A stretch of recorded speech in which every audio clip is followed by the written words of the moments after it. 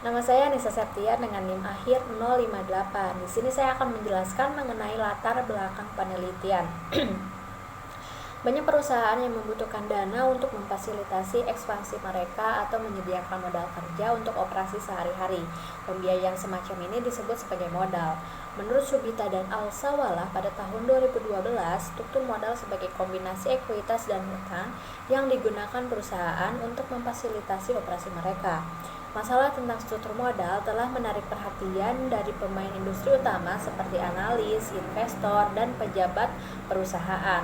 Campuran modal tidak hanya mempengaruhi profitabilitas suatu organisasi, tetapi juga sangat penting dalam mempertahankan status kelangsungan usaha perusahaan dalam masa krisis keuangan.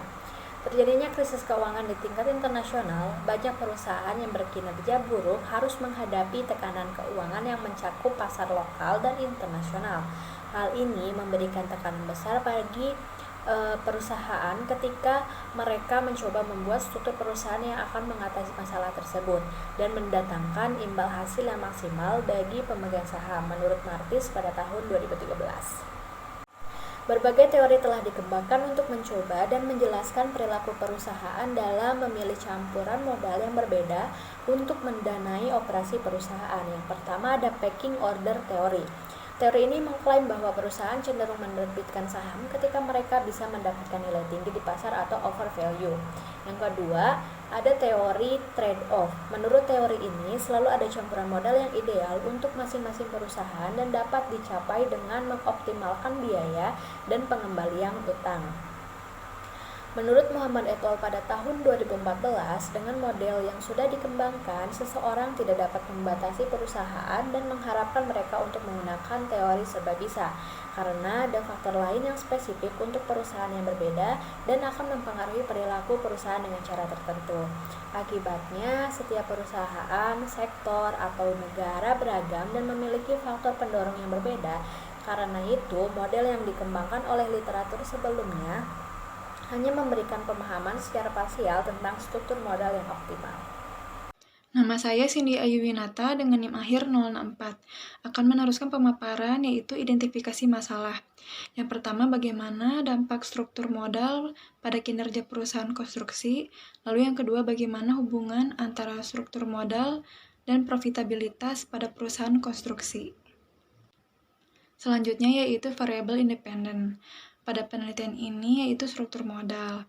Menurut Mustasfa, tahun 2017 halaman 85 mendefinisikan bahwa struktur modal adalah pertimbangan antara jumlah hutang jangka pendek yang bersifat permanen, hutang jangka panjang, saham preferred, dan saham biasa. Struktur modal adalah perbandingan modal asing atau jumlah hutang dengan modal sendiri, kebijakan pemeliharaan antara resiko, dan juga pengembalian yang diharapkan. Struktur modal dengan alat ukurnya yaitu yang pertama, debt to asset ratio. Menurut Kasmir tahun 2019, debt to asset ratio adalah suatu rasio keuangan yang berguna dalam mengukur bagaimana perbandingan total utang perusahaan dengan total aktivanya. Artinya, seberapa besar suatu aktiva yang dimiliki oleh perusahaan dibiayai oleh utang. Dengan rumus, debt to asset ratio total utang dibagi dengan total aset dikali 100%. Struktur modal alat ukur yang kedua yaitu debt to equity ratio. Menurut Kasmir tahun 2019, debt to equity ratio adalah suatu rasio keuangan yang berguna dalam menilai utang yang dimiliki oleh perusahaan dengan ekuitasnya dengan cara membandingkan seluruh utang yang dimiliki termasuk utang lancarnya dengan seluruh ekuitas.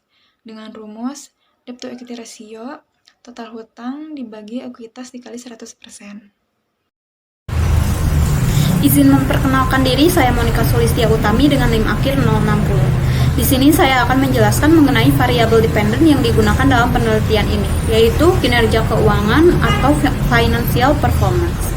Kinerja merupakan kata yang kompleks dan juga memiliki segudang makna sebab sifat dimensional yang dimiliki olehnya. Kata tersebut dapat dilihat dari sudut pandang keuangan maupun dari sudut pandang perusahaan. Kinerja entitas dapat diturunkan dengan menggunakan variabel yang mewakili hasil, pendapatan, pertumbuhan, dan juga kepuasan konsumen.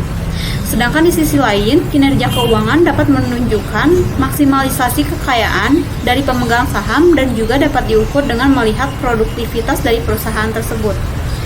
Menurut Zarkashi tahun 2008 dalam Agustina dan Santosa tahun 2019, kinerja keuangan merupakan sesuatu yang dihasilkan oleh suatu organisasi dalam periode waktu tertentu dengan standar yang telah ditetapkan. Alat ukur yang digunakan dalam penelitian ini adalah sebagai berikut. Yang pertama yaitu return on asset, yang merupakan rasio yang dapat mengukur seberapa besar keahlian suatu perusahaan dalam menghasilkan keuntungan dengan seluruh aktiva yang dimiliki oleh perusahaan tersebut. Sutrisno tahun 2017. Adapun rumus yang dapat digunakan untuk menghitung return on asset adalah sebagai berikut. Return on asset sama dengan EBIT per total aktiva dikali 100%. Selanjutnya yang kedua yaitu return on equity, merupakan kemampuan suatu perusahaan dalam menghasilkan laba dengan modal sendiri yang dimiliki oleh perusahaan. Sutrisno tahun 2017. Adapun rumus yang dapat digunakan untuk menghitung return on equity adalah sebagai berikut. Return on equity sama dengan EAT dibagi modal sendiri dikali 100%. Selanjutnya yang ketiga yaitu ada net profit margin, yaitu kemampuan perusahaan dalam menghasilkan laba bersih dan membandingkannya dengan penjualan yang diraih. Menurut Kasmir tahun 2017. Adapun rumus yang dapat digunakan untuk menghitung net profit margin adalah sebagai berikut. Net profit margin sama dengan EAT dibagi penjualan dikali 100%. Berdasarkan uraian yang telah dijelaskan sebelumnya, maka hipotesis dalam penelitian ini adalah sebagai berikut. H1 yaitu terdapat pengaruh signifikan antara struktur modal terhadap kinerja keuangan. H2 yaitu terdapat hubungan antara debt to equity ratio dengan kinerja keuangan. Dan H3 yaitu terdapat hubungan antara debt to equity ratio dengan kinerja keuangan. Nama saya Mila Afifah Wandiningsih dengan NIM 51111818066. Selanjutnya saya akan menyampaikan mengenai metode penelitian. Metode yang digunakan pada penelitian ini yaitu metode deskriptif kuantitatif. Kemudian pada Bursa Efek Malaysia Stock Exchange memiliki sekitar 811 perusahaan terdaftar, di mana terdapat 18 macam industri yang berbeda. Sebanyak 44 perusahaan akan menjadi target populasi dan 36 perusahaan akan dipilih sebagai sampel yang bergerak di sektor konstruksi per 2016 dengan metode random sampling. Melalui teknik ini, perusahaan memiliki kesempatan yang sama untuk dipilih dan data yang dikumpulkan dapat diandalkan. Kemudian, teknik analisis data penelitian ini menggunakan uji asumsi klasik dan uji hipotesis yang bertujuan untuk menentukan suatu hipotesis 0 atau H0 dapat ditolak dan apakah hipotesis alternatif HA dapat diterima serta dapat didukung oleh data empiris. Kemudian ada hasil statistik. Yang pertama yaitu uji normalitas, di mana p-value lebih kecil dari tingkat kepercayaan 0,05 sehingga akan menolak hipotesis 0. Yang kedua yaitu uji akar unit Phillips-Perron-Fisher. P-value untuk semua model lebih kecil dari nilai alfa 0,05 sehingga akan menerima hipotesis alternatif. Yang ketiga yaitu uji multikolinearitas. Nilai korelasi antara variabel dependen rendah yaitu sebesar 0,1824 dan 18,23% sehingga tidak terjadi multikolinearitas antar variabel bebas. Assalamualaikum warahmatullahi wabarakatuh. Perkenalkan, nama saya Delia Arsitama dengan NIM 51111818067. Saya akan memaparkan hasil statistik pada penelitian ini. Uji Wald pembatasan koefisien untuk pengembalian modal ekuitas. Hasilnya, nilai P tes uji F adalah 0,0000 yang lebih kecil dari 0,05. Maka akan menolak hipotesis 0 dan menerima hipotesis alternatif. Lalu selanjutnya, uji Wold pembatasan koefisien untuk pengembalian model aset. Hasilnya, nilai P tes uji F untuk variabel adalah 0,0317 dan 0,0291. Karena kedua nilainya kurang dari 0,05, maka menolak hipotesis 0 dan menerima hipotesis alternatif. Lalu selanjutnya, uji Wold pembatasan koefisien untuk laba bersih model margin. Hasilnya, nilai P tes uji F koefisien adalah 0,0000 yang lebih rendah dari tingkat kepercayaan 0,05. Maka menolak hipotesis 0 dan menerima hipotesis alternatif. Lalu selanjutnya ada pembahasan. Hasil korelasi menunjukkan bahwa struktur modal berpengaruh terhadap kinerja keuangan perusahaan, berdampak pada pengembalian ekuitas, pengembalian aset, dan laba bersih. Nilai debt on equity berpengaruh signifikan terhadap kinerja perusahaan. Hal ini disebabkan nilai P-value korelasi lebih rendah dari tingkat kepercayaan 0,05.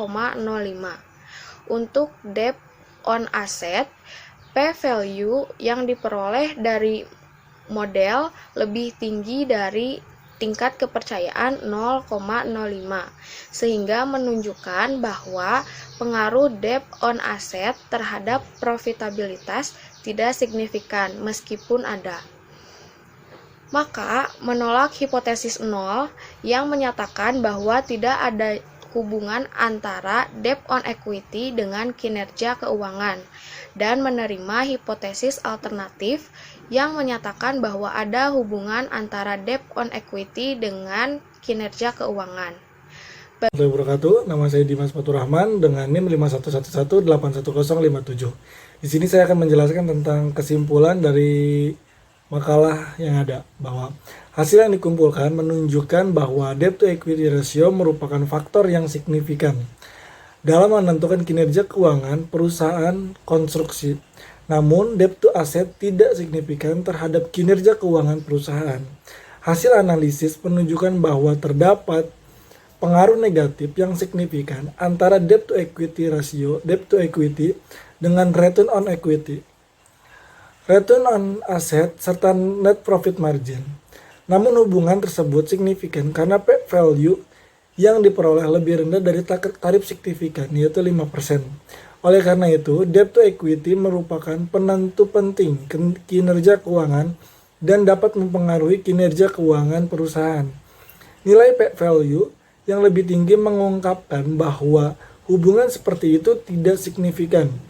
Artinya, pengaruh debt to asset terhadap kinerja konstruksi signifikan, namun berpengaruh terhadap singkatnya. Ada hubungan negatif antara struktur modal dan kinerja keuangan perusahaan konstruksi publik di Malaysia. Untuk perusahaan konstruksi di Malaysia yang berusaha memaksimalkan keuntungan mereka harus berusaha untuk mengurangi hutang terhadap total aset dan hutang terhadap ekuitas.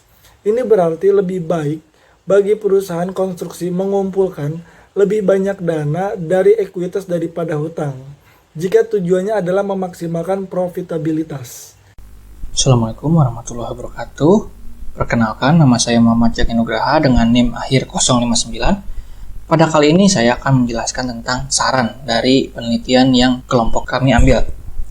Oke, di sini telah menunjukkan bahwa keuangan perusahaan juga dipengaruhi oleh faktor-faktor lain seperti kondisi ekonomi yang berlaku, ukuran, industri, efisiensi, dan banyak lagi. Oleh karena itu, tujuan dari penelitian ini tidak lebih dari memberikan estimasi struktur modal optimal yang harus diadopsi oleh perusahaan konstruksi. Oleh karena itu, penelitian masa depan harus fokus pada bidang ini yang akan membantu dalam menentukan struktur modal yang ideal. Hal ini disebabkan oleh fakta bahwa struktur modal tidak hanya mempengaruhi kinerja perusahaan, tetapi juga mempengaruhi solvabilitas atau leverage perusahaan dan memiliki bahaya kebangkrutan bagi perusahaan, sehingga mereka dapat sangat bergantung pada hutang untuk pembiayaan operasionalnya. Maka dari itu, struktur modal itu sangat penting untuk pengambilan keputusan strategis, yang mana harus dipinjam perusahaan tanpa memaparkan perusahaan pada risiko seperti risiko gagal bayar dan risiko kebangkrutan, seperti itu. Demikian presentasi dari kelompok 3. Mohon maaf apabila ada kesalahan kata ataupun pengucapan. Billahi taufiq wal hidayah. Wassalamualaikum warahmatullahi wabarakatuh.